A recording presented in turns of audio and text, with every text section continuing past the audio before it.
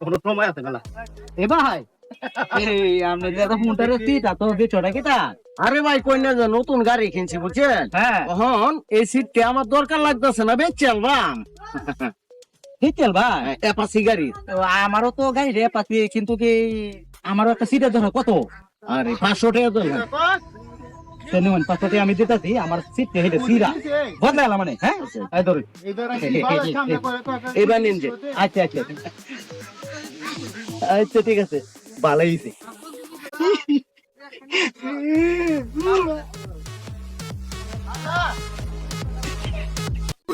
এই ফুলা মনে বেক বলে একটা সিটের দাম তো কত জানে না ভালো গেছে 500 টাকা কিনে